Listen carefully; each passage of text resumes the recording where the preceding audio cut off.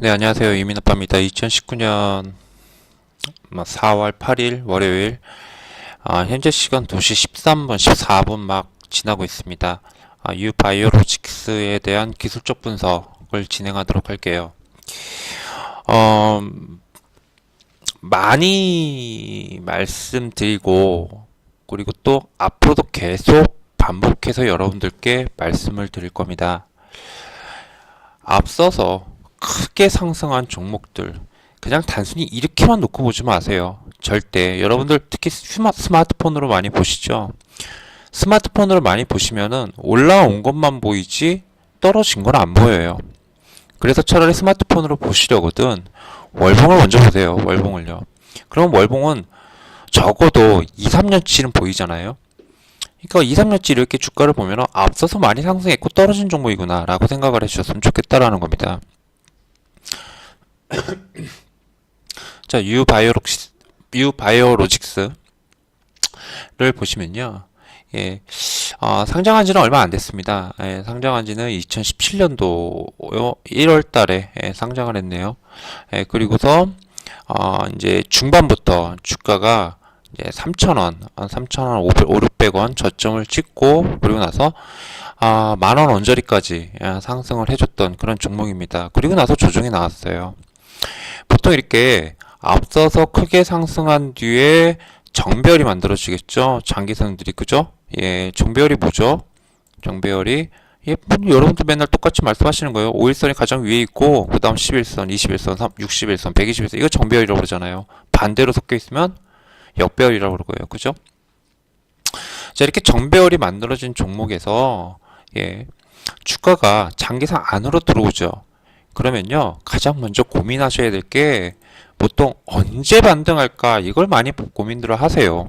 근데 저는 그렇게 고민 안 합니다. 보통 장기선에서 정배열인 종목이 상승을 끝내고 장기선 안으로 진입했으면 왜 진입했을까를 먼저 생각을 합니다. 왜 진입했을까? 여기 왜 떨어졌냐 이거예요. 그러면은 이거를 알죠. 왜 오르다가 왜 떨어졌는지를 알면요.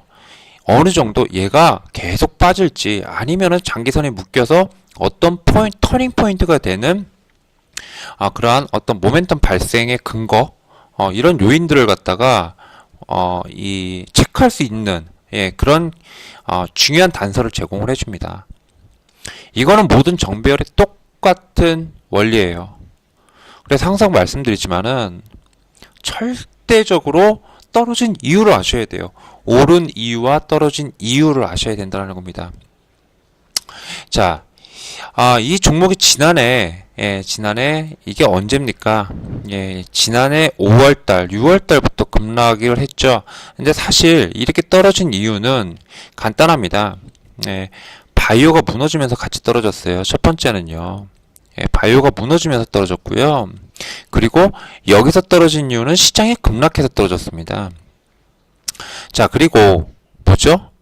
예, 주가가 반등을 해줬죠. 장기선 여기까지요. 여기까지 상승을 해줬잖아요. 그럼 잘 한번 제 글을 한번 생각을 해보면서 이 방송을 한번 생각해 보세요.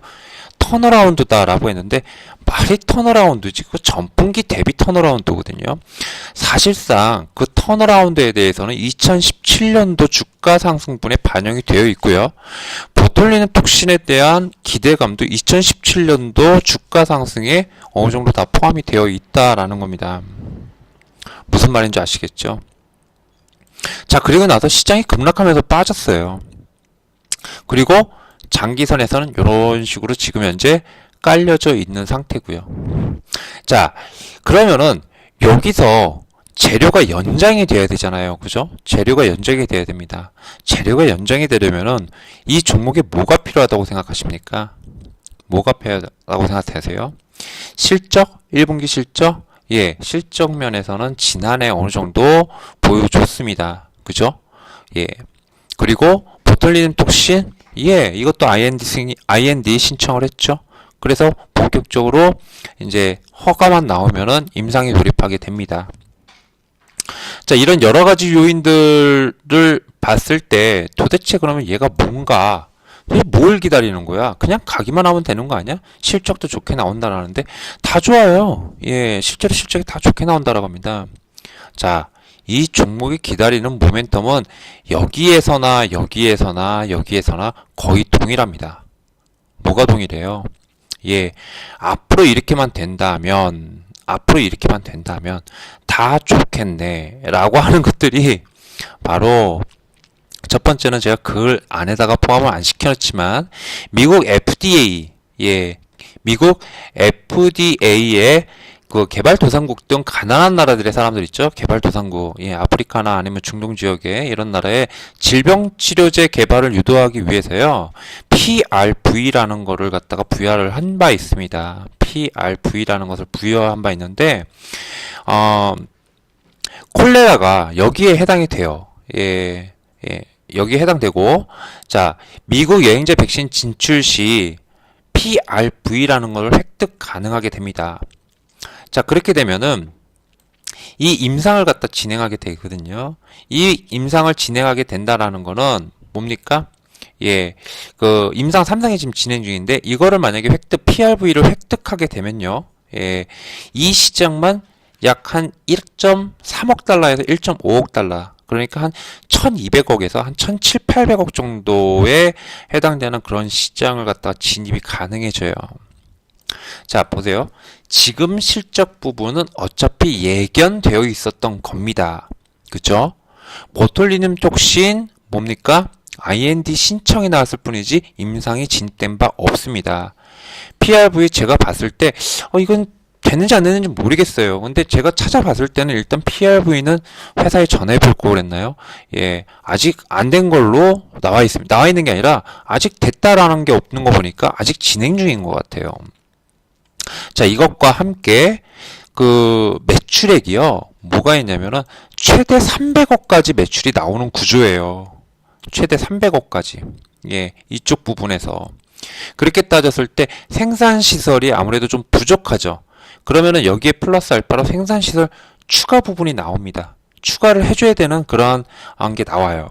왜냐면은 인도 경쟁사가 지금 따라올 수가 없기 때문에. 자, 이게 뭡니까? 기존의 요 부분은 어느 정도 주가에 반영됐고 시장 때문에 빠졌으면은 여기서부터 다시 시작할 수 있거든요. 근데 다시 시작해야 될 원동력이 뭡니까? 이때와 똑같은 걸로 해서는 안 된다라는 겁니다.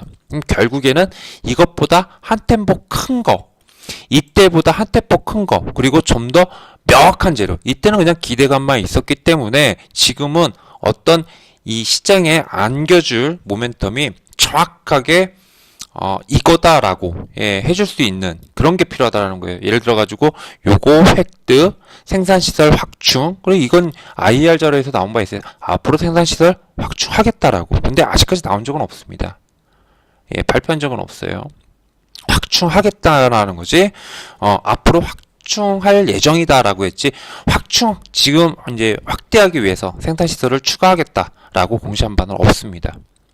자, 요것과 그 다음에 다른 그 이렇게 여러 가지 그런 저기들 있죠. 이걸 뭐라 그러죠?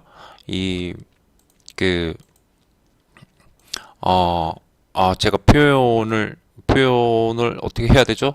예, 표현을 해야 되는데 임상. 예, 이 임상 부분도 장티푸스 백신도 결국엔 2021년이거든요. 임상 1상 단계이기 때문에 임상 1상 단계가 끝나줘야지만 그래야지 본격적으로 어떻게 됩니까? 부각될 수 있어요. 시장에. 그러니까 이런 것들이 준비 중이기 때문에 요거를 기다리는 흐름이 보통 나오지 않나라고 판단되는 겁니다. 자, 그렇다면은 여기서 플러스 알파가 뭐죠? 일단은 보통 이거 예전에 이제 삼성출판사 패턴이다라고 해가지고 한번 설명을 드린 적이 있었는데요. 보통 분기 실적이 발표될 시점, 예, 예전에 그 종목이 뭐였죠? 예, 그 캠트로닉스죠. 캠트로닉스도 순번을 정해줬어요. 어떻게 순번? 일단 실적, 그 다음에 중국향 매출, 그죠? 그리고 그 MPX인가요? 거기와 같이 자율주행 그 센서 칩 그거 있죠? 개발하는 거. 그 부분이 2020년 순차적으로 나오니까 일단 이 실적부터 개선되는 그런 효과부터 나오면 주가가 슈팅이 나올 거다라고 몇 차례 걸쳐 가지고 제가 분석글을 써드린 적이 있습니다. 그거하고 똑같은 개념이라고 보시면 돼요. 즉 유바이오로직스는 일단은 1분기 실적, 이제 가시권이 들어왔죠. 1분기 실적, 첫 번째가 1분기 실적이죠. 그리고 두 번째가 뭐죠? 두 번째는 미국의 아까 그 말씀드린 그 PRV인가요? 예, 그 부분에 대한 것과 그 다음에 IND 승인이 나는 거, 요 부분이 동시에 나올 가능성이 있어요. 근데 안 나올 수도 있잖아요. 그죠? 안 나올 수도 있습니다. 예, 그죠? 그리고 이것도 실패할 수도 있어요. 그러니까 이제 이런 부분들을 감안했을 때 주가가 더 이상 바로 뻗어나가지를 못한다. 하지만은 일단 실적 부분이 나오면은 여기서 그 실적을 확인하는 그 시점부터 주가가 본격적으로 움직일 가능성이 상당히 높기 때문에 일단 그 실적 부분을 일단 확인하자. 그리고 나서 나머지 요 두 부분을 확인을 하고 여기에 플러스 알파로 시설 확충 공시가 나오게 되면은 주가가 상승 탄력에 붙을 가능성이 높다라고 보는 거죠. 그러면은 이거 매수해도 되겠네요. 그죠? 네, 그렇게 볼 수 있잖아요. 매수해도 되겠죠? 예. 그런데 말이죠. 참, 시장이 이게 수주산업이라는 것 때문에 이게 무슨 종목이더라? 수주산업. 이게 진단 종목 유명한 거 있죠? 미국향 기업인, 엑세스바이오. 예, 엑세스바이오. 엑세스바이오예요.